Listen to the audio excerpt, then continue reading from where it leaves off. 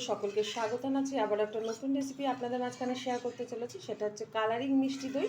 তাহলে চলুন দেখে নেওয়া যাক আজকের রেসিপি। ওভেনে একটা কড়াই বসিয়ে এখানে 2.5 লিটার লিকুইড দুধ বসিয়ে দিয়েছি। এটা ভালো করে ঘন করে জ্বালিয়ে নেব। তারপরে কিভাবে এই কালারিং মিষ্টি দইটা পাতবো সেটা আপনাদের মাঝখানে শেয়ার করব। আর আজকে কিন্তু আমি মাটির পাত্রে এই দইটা পাতবো।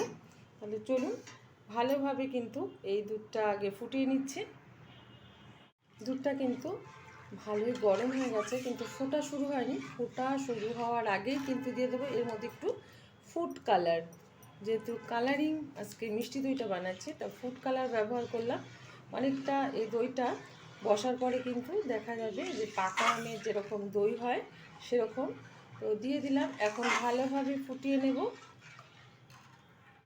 দুধটা কিন্তু অনবরত খুন্তি দিয়ে নাড়াতে হবে, আর দুধের ওপরে যেন কোনোভাবেই সর পড়ে না যায়।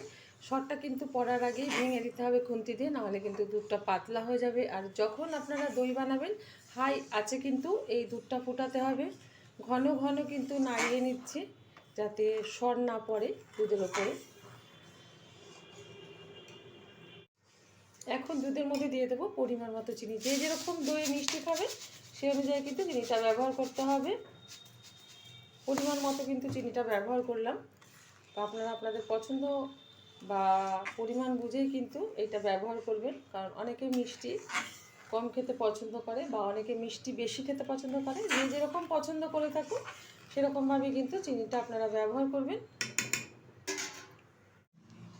অনবরত কিন্তু আমি নাড়িয়েই চলেছি, আর কিছুক্ষণ আমি ভালোভাবে ফুটিয়ে তারপরে কিন্তু ওভেনটা বন্ধ করে দেব। আর এদিকে আমি 300 গ্রাম টক দই একটু শুকনো কাপড়ে জলটা ঝরিয়ে নিয়েছি, আর এখন এটা ভালো করে ফেটিয়ে নেব। দুধটা কিন্তু হয়ে গেছে। এখন আমি ওভেনটা বন্ধ করে এটা নামিয়ে ফ্যানের হাওয়াতে ঠান্ডা করে নেব। এরকমভাবে ঠান্ডা করে নিতে হবে যাতে একটা আঙুল চুবালে তার উষ্ণতা গরম থাকে। উষ্ণ গরম থাকতে হবে, নাহলে কিন্তু দইটা ভালোভাবে পাতা যাবে না পুরো ঠান্ডা হয়ে গেলে।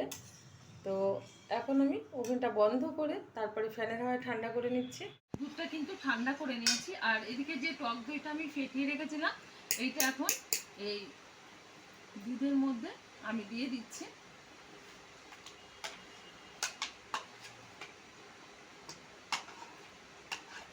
সব দইটাই কিন্তু আমি দিয়ে দিয়েছি এর মধ্যে, আর এখন আমি ভালোভাবে একটু নেড়ে চেড়ে নিচ্ছি। এটা দিয়ে ঘেটে দিচ্ছি।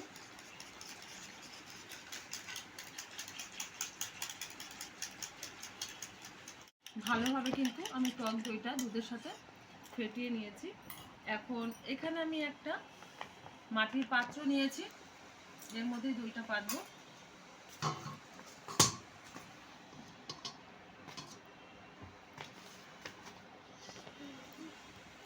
ঢেলে দিচ্ছি মাটির পাত্রে।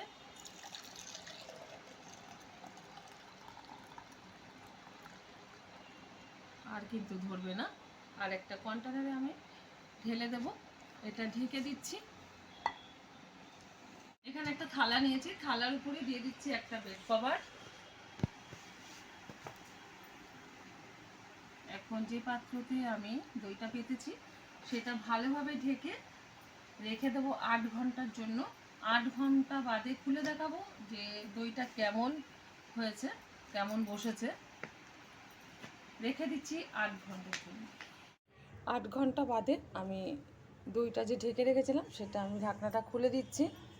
দেখা যাক কীরকমভাবে দইটা বসেছে। খুব সুন্দরভাবে কিন্তু দইটা বসেছে। এই যে এখন আমি এটা ফ্রিজে রেখে দেবো, ঠান্ডা হয়ে যাওয়ার পর কিন্তু সার্ভ করব। দেখা হবে পরের ভিডিওতে নতুন কোনো রেসিপি নিয়ে। ধন্যবাদ।